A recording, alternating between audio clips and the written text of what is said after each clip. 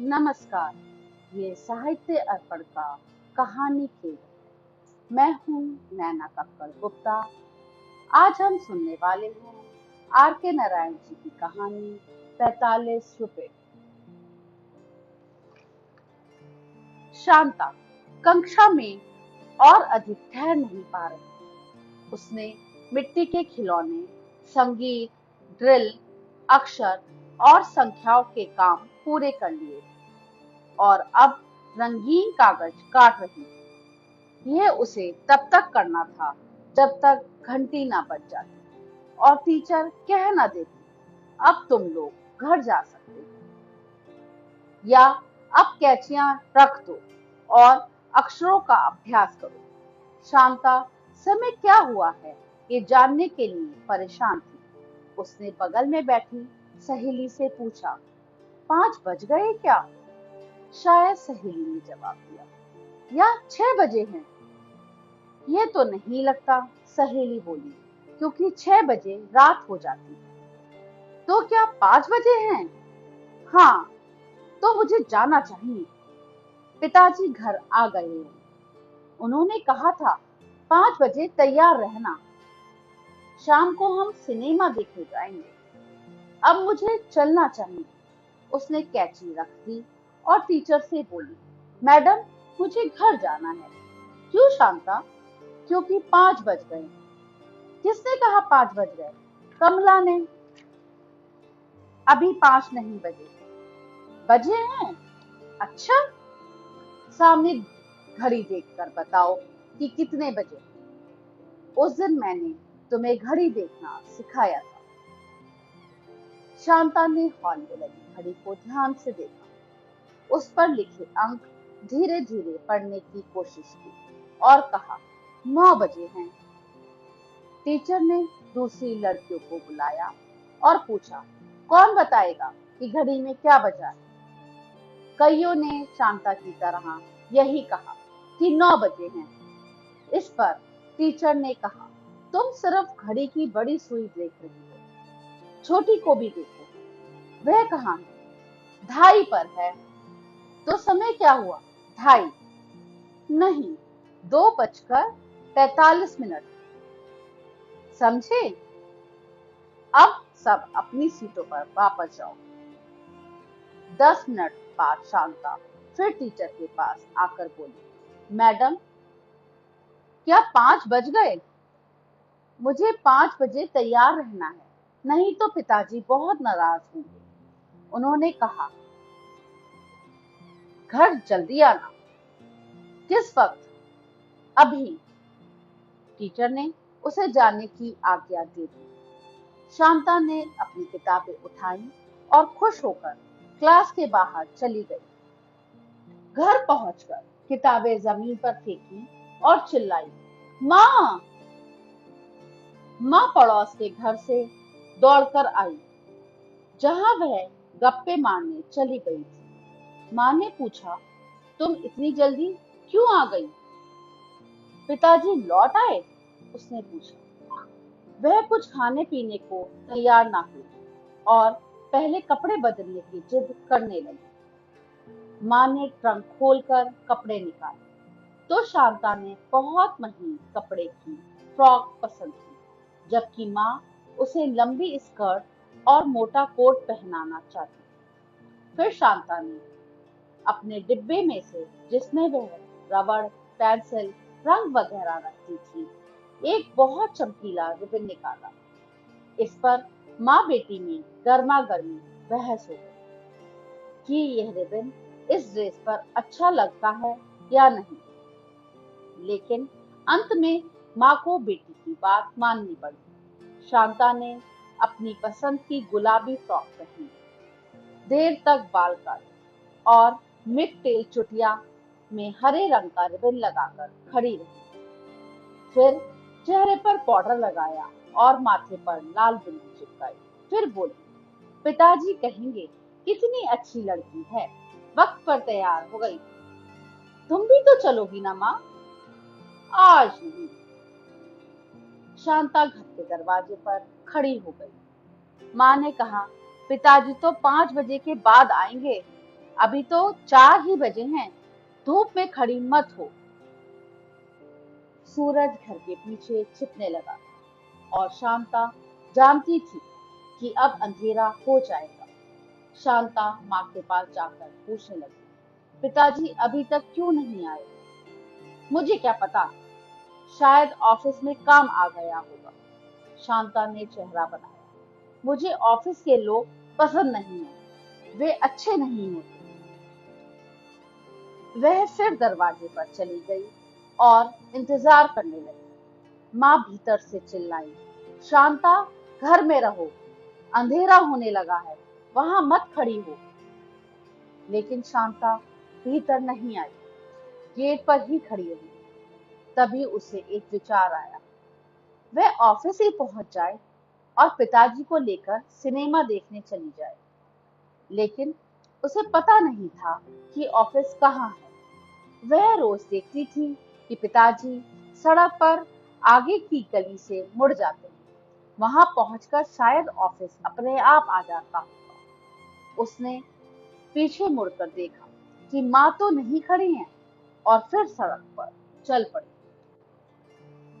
झटपटा हो रहा था, हर चीज बहुत बड़ी दिख रही, घरों की दीवारें बहुत ऊंची लग रही थी और अगल बगल चलती साइकिलें और गाड़ियां एक दूसरे पर चिढ़ती लग रही थी। वह सड़क के किनारे किनारे चलती रही, रोशनियां जलने लगी और लोगों की छायाएं दिखाई देने लगी। शांता 2 मोड़ मुड़ चुकी थी और समझ नहीं पा रही थी कि वह कहाँ है। वह सड़क के किनारे बैठकर नाखून दांत से काटने लगी। सोच रही थी घर कैसे पहुंचेगी। तभी पड़ोस के घर का नौकर सामने से आता दिखाई दिया। वह हिम्मत करके उसके सामने जाकर खड़ी हो गई। अरे तुम यहाँ क्या कर रही हो? उसने पूछा। पता नहीं मैं यहाँ कैसे आ गई, अब मुझे घर ले चलो। इस तरह वह नौकर के साथ घर आ गई। आज सवेरे शांता के पिता वेंकट राव दफ्तर जाने की तैयारी कर रहे थे कि सिनेमा का विज्ञापन करने वाली एक गाड़ी सामने से निकली। शांता सड़क पर दौड़ गई और एक पर्चा ले आई।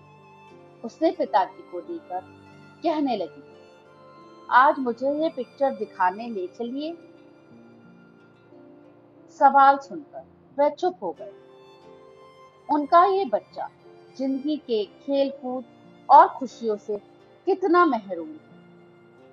आज तक वे शांता को 2 ही दफा पिक्चर दिखाने ले गए थे। पड़ोसी घरों के बच्चे जहां गुड्डे गुड़ियों और खेल खिलौने खेलते रहते थे और हमेशा घूमते फिरते थे, उसकी बच्ची इस घर में बिल्कुल अकेली खेल कूद के बिना पल रही थी। उसने अपने दफ्तर पर गुस्सा आने लगा। 40 रुपए महीने में जैसे उन्होंने उसे खरीद लिया था। वह अपनी पत्नी और बच्ची की जिंदगी के लिए अपने को कोसने लगी। लेकिन पत्नी तो बड़ी थी और पड़ोस की औरतों के साथ गपशप कर ले सकती थी। लेकिन वह बेचारी लड़की क्या करती? उसकी जिंदगी तो बिल्कुल खाली और हंसी खेल से वंचित थी। उसे रोज दफ्तर में 7 और कभी कभी 8 बज जाती थी और उन्हें देर रात तक काम करना पड़ता था। और जब वे घर आते तो बच्ची सो चुकी होती थी। अक्सर इतवार को भी उसे दफ्तर बुला लेते थे। वे क्यों ये नहीं सोचते थे उसकी कोई अपनी जिंदगी भी है। उसे कभी इतना भी समय नहीं मिलता था कि बच्ची को पार्क में घुमाने या सिनेमा दिखाने ले जाए। अब वह दफ्तर वालों को दिखा देगा कि वह उनका खिलौना नहीं है। जरूरत पड़ी तो वह मैनेजर से लड़ भी पड़ेगा। यह निश्चित करके वह बोला, आज शाम को तुम्हें लेकर सिनेमा दिखाने चलेंगे, 5 बजे तैयार रहना। सचमुच? माँ, आज पिताजी शाम को सिनेमा दिखाने ले जाएंगे।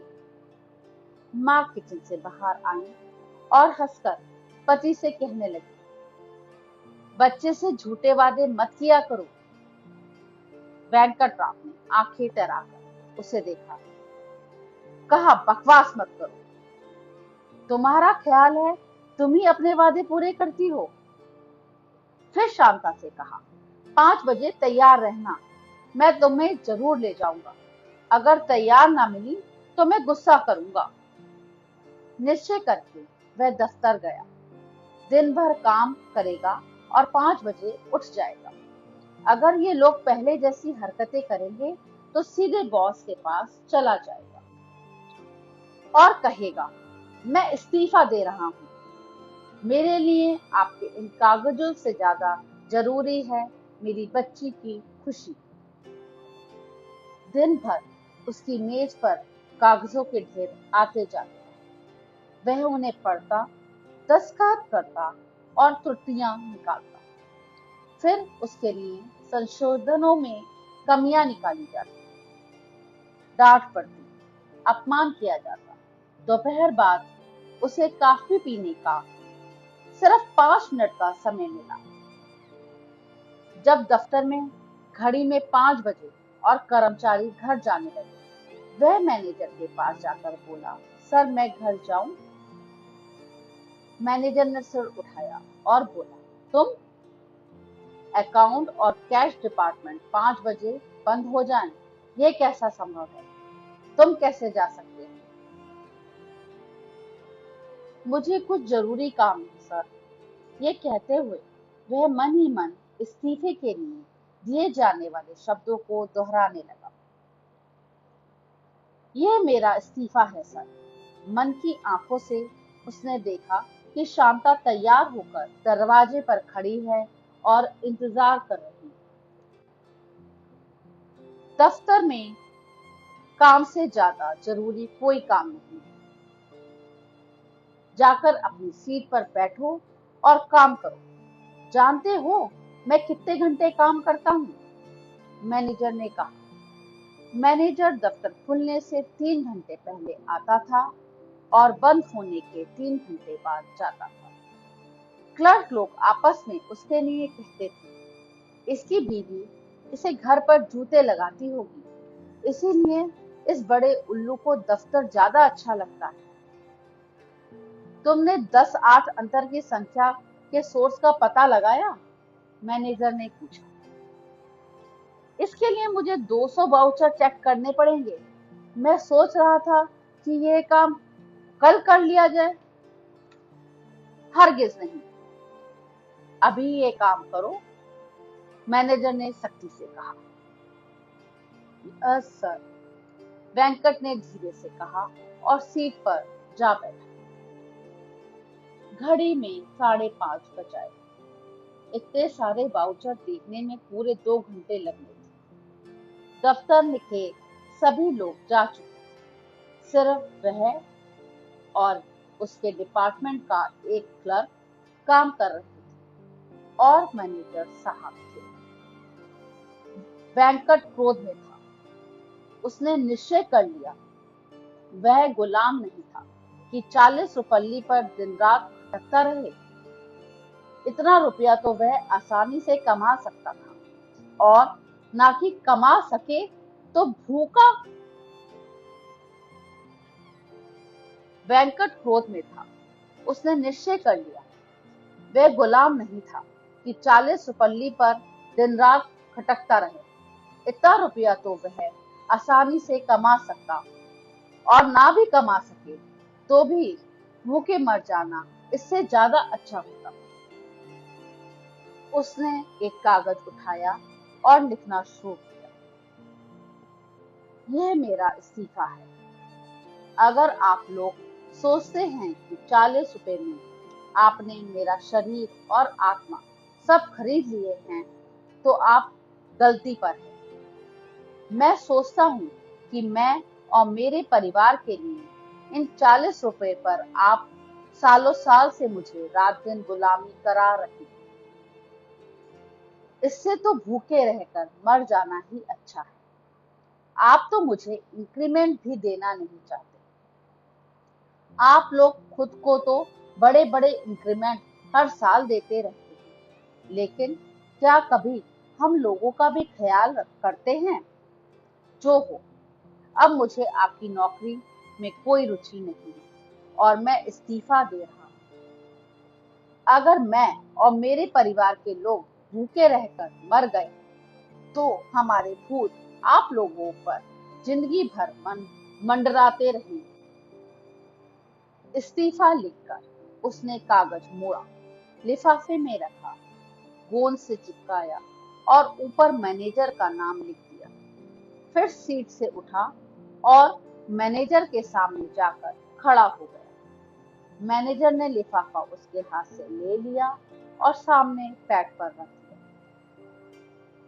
वेंकटराव, वह बोला, मैं तुम्हें एक खुशी का समाचार दे रहा हूँ। हमारे मालिकों ने आज इंक्रीमेंट के बारे में बात की और मैंने तुम्हारे लिए 5 रुपए इंक्रीमेंट की सिफारिश की है। अभी ऑर्डर नहीं निकला है, इसलिए तुम ये बात अपने तक ही रखना। यह सुनते ही वेंकटराव ने हाथ आगे बढ़ाया, मेज पर रखा, लिफाफा उठा लिया और उसे अपनी जेब में रख लिया। क्या है ये खत? सर, मैंने कैजुअल लीव के लिए अर्जी लिखी थी, लेकिन अब तुम्हें अगले 15 दिन तक कोई भी छुट्टी नहीं मिल सकती। जी सर, मैं समझता हूँ, इसलिए मैं अर्जी वापस ले रहा हूँ। ठीक है। अच्छा, वह गलती पकड़ में आई? मैं ध्यान से वाउचर देख रहा हूँ, घंटे भर में गलती पकड़ लूंगा। वह 9 बजे घर पहुंचा।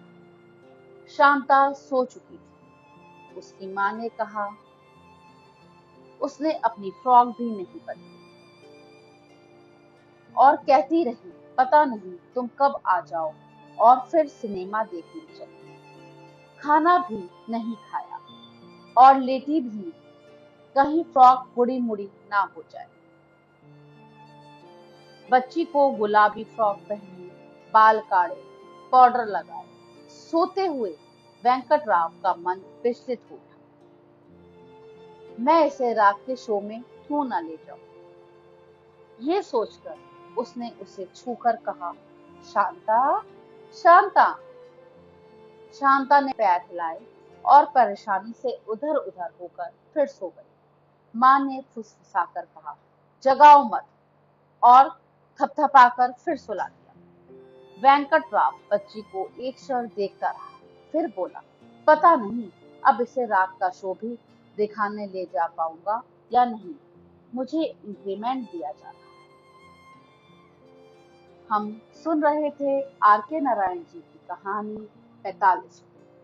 इसके साथ ही मैं नैना कक्कड़ गुप्ता आप सबका आभार करती हूँ, धन्यवाद करती हूँ।